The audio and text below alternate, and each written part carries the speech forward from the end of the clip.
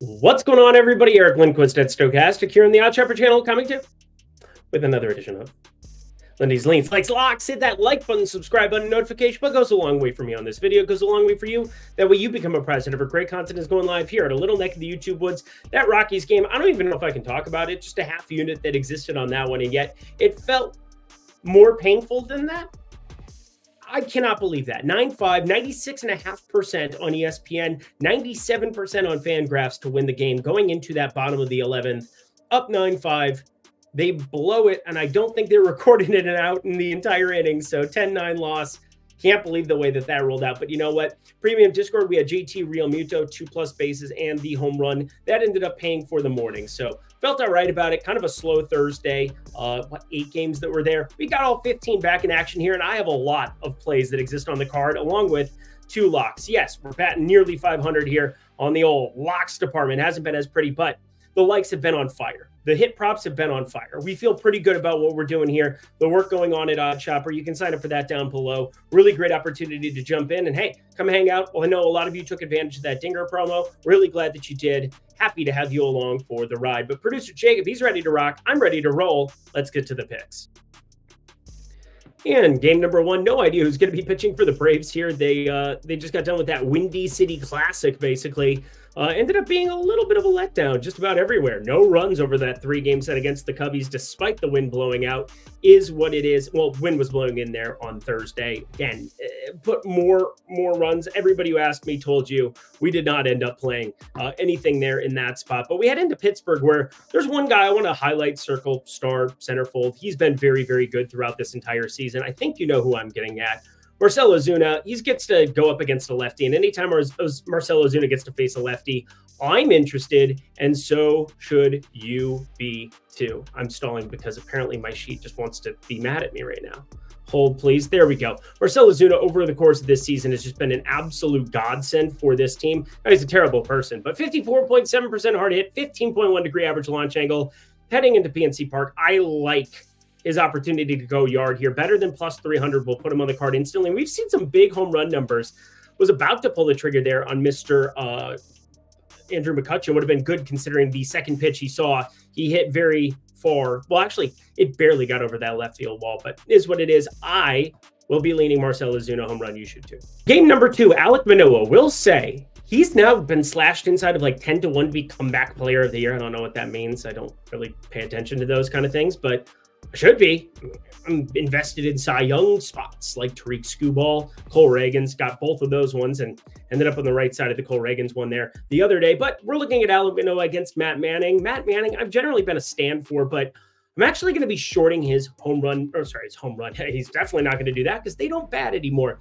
Looking at his K props, we got him posted over on DK under 4.5. It's juiced pretty hard, but I think just kind of combining the two with wherever Alek Manoah lands, I think 5.5 is going to be where he ends up landing, will be advantageous. 25.3% K rate, 220 expected batting average. Looks like maybe a more trimmed down version of Alek Manoah here. Somebody who figured out the pitch clock. Some people suffered more than others as a result of it, but I think laddering him, I'm going to put the lean up to 7Ks. We still don't have that number here posted.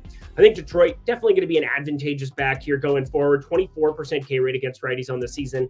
And then Matt Manning going up against Toronto, a team that doesn't really strike out all that much against righties. A 20.1% K rate. Different directions. Might put them together. We'll see where Manoah lands.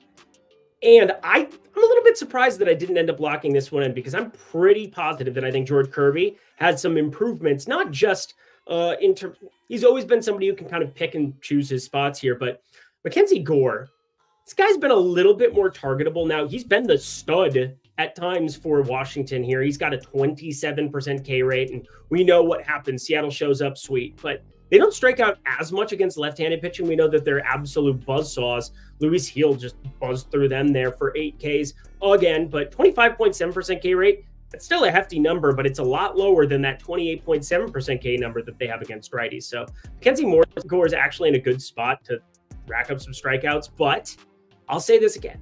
I like the Seattle lineup here going with George Kirby. George Kirby not in as good of a strikeout spot. Washington not going to be King all that much here, but he's so pinpoint, doesn't really walk anybody. Love what we've seen from him so far, some of the improvements. Does have that 429 expected slugging, but I'm going to back him here. I think inside of minus 150 is a little bit disingenuous for how much better he's been than I've generally been against George Kirby. So this is probably the first time in a long time I've been a stan of his. So here you go. Minus 148 over on FanDuel. That's where you want to pull the trigger right now. Said there's a lot of plays on the old card. This one made it somehow. Seth Lugo, Sean Armstrong.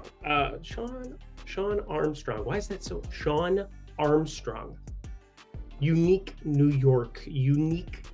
I'm Ron Burgundy. And the whole wheel of cheese. 41.7% hard hit, 257 expected batting average, but 27.4% K rate for him. Kansas City, big park downgrade. Well, pretty neutral for some run creation, I suppose, to a certain extent. But yeah, more of a pitcher's ballpark here in Tropicana. And Seth Lugo, 303 expected batting average, 5% walk rate. I think this is decent enough here until Tampa Bay really shows something. I mean, we ended up on that over easy hit there for Boston Tampa 2 games ago it was. I think in this spot, we're looking at an under. Yeah, you heard me, an under of 8. I hate the key number. I hate we're running into an 8-4-4 tie. I say that a lot, mainly because 7, 9, 11. Those are your most frequently landed on numbers in baseball. Why is that? Well, because ties must be broken in this game. We're not soccer. We're not playing soccer. Football for the Europeans. I don't know what accent I was doing there. Under 8. I like it. It's dicey.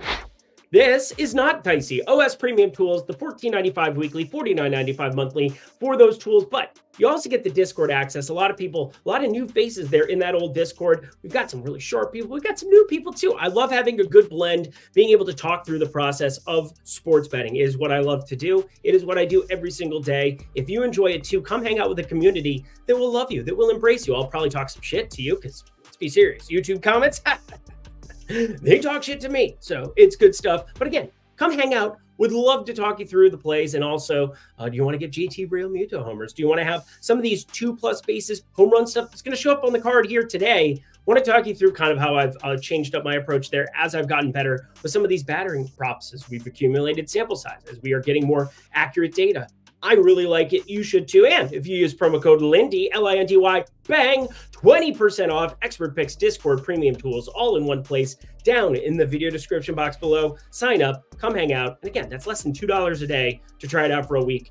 Pretty low buy-in there, my friends. Come hang out. All right, back to the picks we go. James Paxton, Graham Ashcraft here in this one. Not a whole lot to mine out of it to, on the surface. Calm and ready to drop bombs, but I keep on forgetting that he wrote down the whole crowd goes so loud. He opens his mouth, but the words won't come out. James Paxton, we've definitely seen some troubles in River City with a capital T that runs the P, and that stands for Paxton. 368 XWOB, a 13% K rate, 13% walk rate. When your K rate and your walk rate are identical, you got problems. You just got problems. But Graham Ashcraft isn't so good himself, 45.8% hard hit. I just don't think we're going to get a lot of value in Great American Small Park with this Dodgers team. Confirmed good at baseball. Confirmed good at baseball. I think we want to be targeting James Paxton. I think that's probably going to be our best path. Tyler Stevenson, 2+ bases and a home run. I've been going half unit on the total bases and a quarter unit here on the homers, kind of packaging it all together. Now, Great American Small Park, not a lot of territory, so it isn't as advantageous as maybe other ballparks where you have more surface area and the home run is going to be more of a long shot thing. But obviously getting together, that's not going to hurt your feelings either. Getting the boosted payout, I suppose, take the 1.5 total bases there. But Stevenson with nearly a 53% hard hit, 347 xWOBA. He bodes well against any lefty on earth. I really don't want to talk about Milwaukee. I kind of make fun of people for having ban lists. It's like, I'll bet anything where I think I have an edge. Probably what most of you should be doing. I mean, if you have an edge at something, bet it. Keep betting it. Do it correctly. Milwaukee hates me. They just absolutely own my soul here. And now they have Bryce Wilson that they're rolling out here against Cutter Crawford. I'd obviously be leaning towards the Cutter Crawford side here. I just can't get a grip on Milwaukee. I am 0-4. 0-4. I've bet 4 locks. 4, 2, 4, and 2 against. I'm 0 for 2 on both sides of it. Milwaukee, they've had my soul this season. If you remove Milwaukee from the equation, I'm largely profitable on locks. So this team sucks. I don't like them. I'm going to stay away from their baseball games until I figure out what the hell is wrong with me in analyzing this baseball team. Boston money line, that would be the play. Cutter Crawford, very confirmed good at baseball. 362 expected slugging. Bryce Wilson, very terrible at throwing baseballs. So, of course, Milwaukee's going to win this one by 8. This one I have a little bit firmer grip on. It's got some unknowns to it, but Kyle Harrison is somebody that I've been kind of having underneath the microscope for a while. Southpaw had some great strikeout stuff in AAA. It has not translated. 21.2% K rate, 422 expected slugging. Nothing is all that appealing about him here. But Christian Scott, new shiny toy. He's a 6'4", 6'5" gentleman up there with a 3.14 expected ERA, which is better than his 4.32 ERA.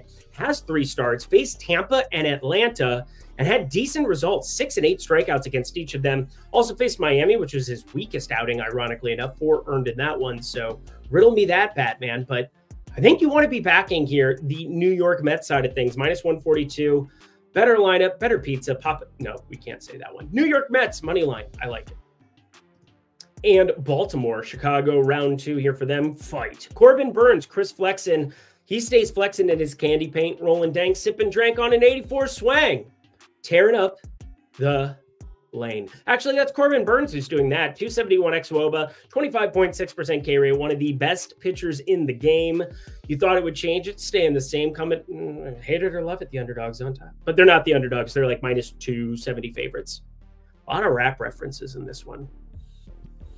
I don't know why I'm just shooting it from the hip, shooting it to you straight. Yeah, Chris Flexen, not good. 450 expected slugging, 18% K rate, and yet I think I'm going to be backing him here. I just saw Jorge Mateo hit an absolute moonshot there, 3-run homer up against this White Sox team here in this spot, and yet I do like the under of 8.5. This has more to do with Corbin Burns, obviously, going up against the White Sox side of things, but this ballpark isn't all that great. Weather looks a little bit worse. I think we want to be invested here in this under 8.5, a pretty hefty number for any Corbin Burns start from here until the end of time. Friends, my Minnesota Timberwolves will be playing at the Target Center, what, hour and a half, 2 hours after this game hits first pitch? And we have Bailey Ober, one of our aces, going up against the one, the only, the wickedly terrible Jose Urena. And all I have to do is go -150 at FanDuel.com right now. -152 for the live line. Okay, it's gone up 2 cents. It's -150 at Bet365. But friends, this is one of my 2 locks that exist on the play for today. Now, Jose Urena, 305 xWOBA, 384 expected slugging. He's been with Colorado. We've seen him in Detroit. We've seen him all over the place. He's been everywhere, but only a 15% K rate. He is a righty with absolutely nothing, has shown nothing at the big league level to me. And if you can't strike out Minnesota with their 24% K rate, yeah, they're down to a 95 WRC plus, but I've said this routinely. I do think our lineup with Alex Kirilloff, Edward Julian, Max Kepler, it's going to set up better long-term against righties. And Trevor Larnach, of course, as well, batting usually second in those type of setups. Now, Texas, they bring a pretty good lineup up to the table. Corey Seager got the old day off against Zach Wheeler today, which, again, maybe you'd utilize him there, but even coming into this one, Bailey Ober's been good. 291 xWOBA, 228 expected batting average, 26.6% K rate, sub 5% walk rate. You work through some of his stuff. It's always so weird. He's a 6'9", 6'10" dude up there who doesn't throw heat. It's always so strange to me, but gets by a little bit differently. And that changeup, friends, 176 expected batting average, 122 actual batting average against, 315 expected slugging, throwing it more and more and more into both sides, coming off of last season where it was a little bit more towards the lefties that he was throwing his changeup. I really like this spot at -150. I think this will be north of -165 in an instant. Jose Urena ain't that in a bag of potato chips. Minnesota money line, one of my locks. Yeah. See, I know what you're gonna say. Oh, Eric betting the Twins. You're a homer. Oh, go Timberwolves too. If you absolutely need it. Now, this is technically a like on my sheet, and I removed it. I ended up just saying, Eric, you got to draw a line in the sand somewhere. And Shota Imanaga, he's been awesome this season. Miles Michaelis, I love betting against him, and yet it's a southpaw with Nolan Arenado and Paul Goldschmidt. I'm still weighting sample size a little bit more towards 2023, and we're starting to see Goldschmidt with that 45.4% hard hit, even though 31.7% K rate just baffles me to see him struggling this much at the plate. Now, Nolan Arenado's been terrible. 260 expected batting average, the only positive so far. That, and he just doesn't ever strike out, 16% K rate, but 29.5% hard hit. What happened to the game that I love? Mark Jackson, Eric Lindquist. It's like the Office thing. You miss 100% of the shots you don't make, and that you don't take. Michael Scott, Eric Lindquist. You want to bet it? Go ahead. Chicago money line is obviously where you'd be going here. Miles Michaelis, terrible. Shota Imanaga, really, really good. Nothing really to add. 261 ex-Woba, good. 351 ex-Woba, bad. One's Imanaga, one's Miles Michaelis. Just do it accordingly.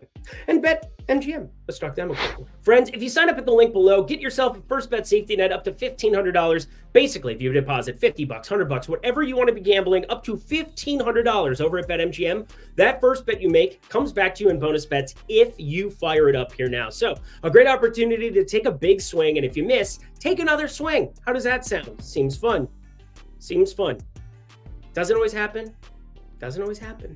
You get a second chance. It's a beautiful time to be alive over at BetMGM. If you sign up at the link below, only if you're 21 and over. If you have a gambling problem, please call 1-800-GAMBLER. Back to the picks we go. And lock number 2.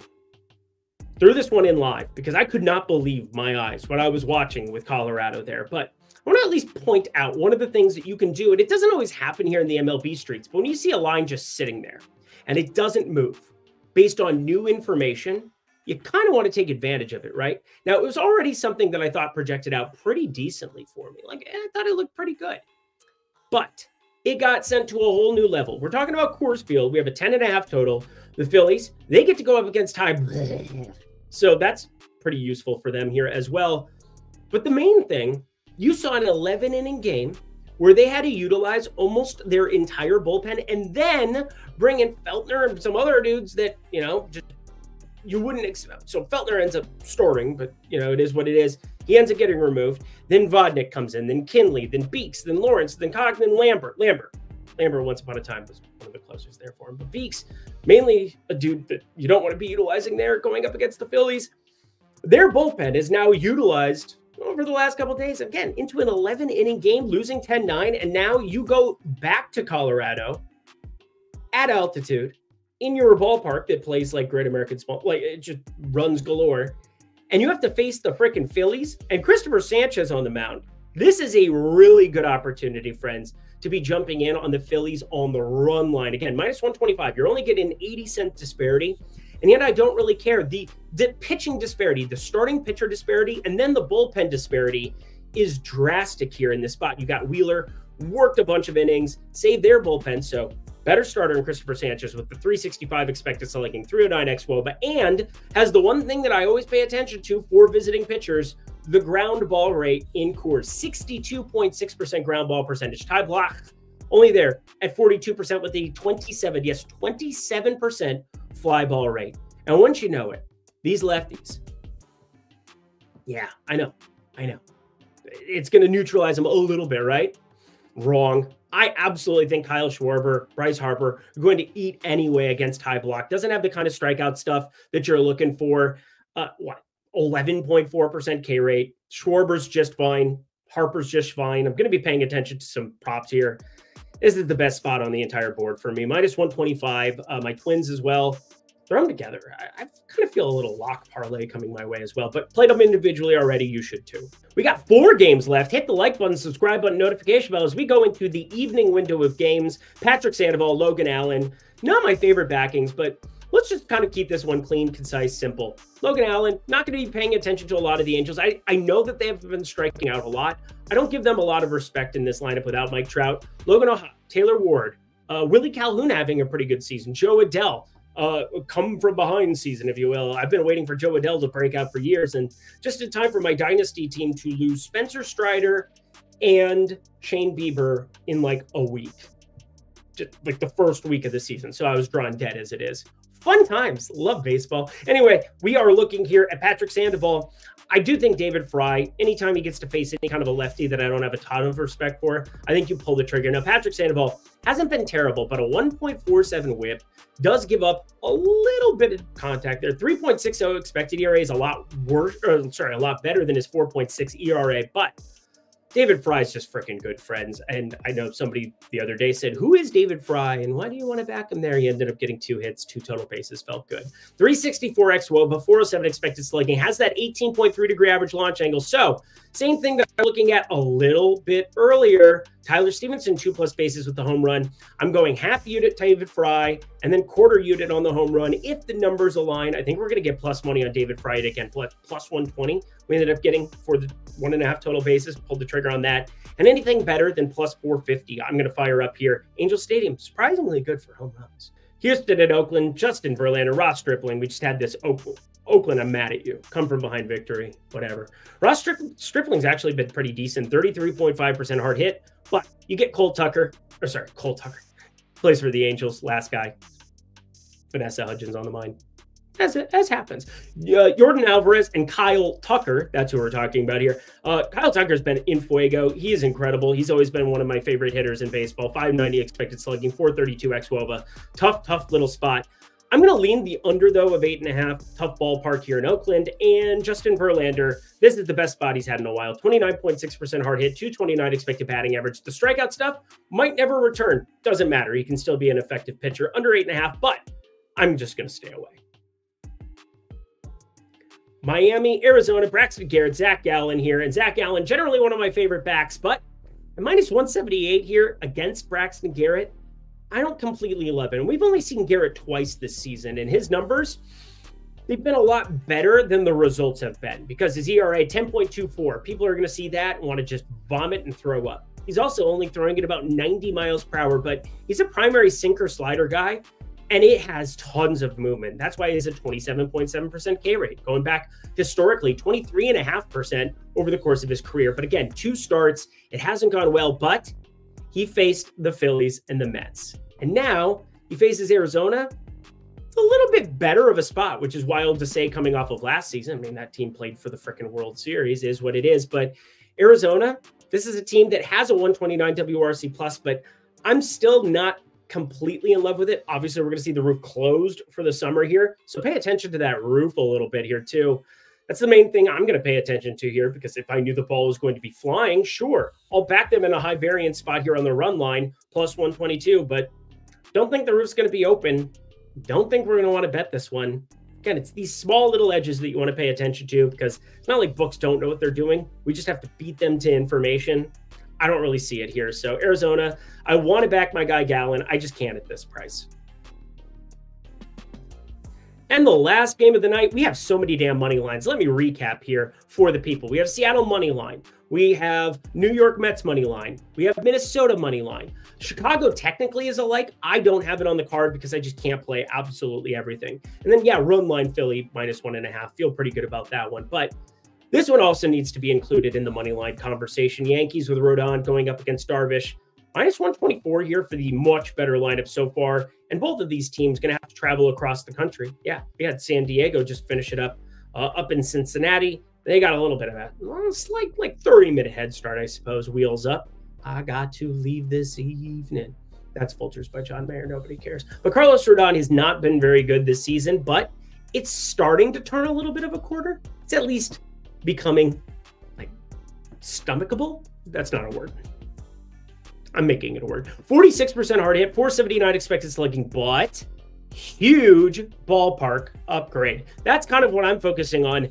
I do think San Diego is going to be ripe with Yankees fans as well. And I know his 3.27 ERA is way better than his 4.89 expected ERA. But I get to back the Yankees lineup here against Yu Darvish. And Yu Darvish, that hard hit is starting to trend up. 41%. He looked really, really good there last time out against Atlanta. An unbelievable outing on Sunday Night Baseball. I don't believe it here. Now, back-to-back 7 innings. Well, I mean, against the Dodgers, against the Braves. It doesn't get much more difficult than that, but third time's the charm. I think the Yankees at minus 120, as long as I can get that kind of a number, I'd be betting this up to minus 135 on their side of things. San Diego's lineup is just a struggle bus at times and really tough to trust week in, week out. Where is their final number here against lefties? It just disappeared. Guys, this sheet just has been a disaster. 84 WRC plus, 119 ISO. Yeah, Carlos Rodon in a much better spot than Yu Darvish is here. And I'm getting a decent price. I like this one, friends. Yankees money line as we get ourselves the heck out of here. Oh, wait, Juan Soto, welcome back. You're going to get booed, and I expect him to hit the ball far and probably flip his bat. That's going to be fun to watch. And that does it for another edition of Lindy's Leans, Likes, and Locks. Head to the comment section below. Let me know your favorite plays that exist on the board here for Friday. Two locks. Feeling a little risky. Got to risk it for that biscuit, baby. Have a great weekend. As always, I'll be back here on Monday. Enjoy your Saturday, Sunday. Sunday, I will be hanging out in the premium Discord. We've now gone, 2 for 3 in the home run round robins, turned $96 into 5.2K on Sunday. Ended up just 3xing the money for the people there. Thought it was going to be better considering I hit 5 of 12 home runs. But when you bet smaller denominations, it is what it is. And obviously, round robins are a lot of fun. I'm really enjoying that part of it. Check out all of the great fixings we have here at OddsShopper as well as BetMGM. Until next time, friends, thank you, Producer Jacob. I'm Eric Lindquist. Best of luck in the MLB streets on Friday.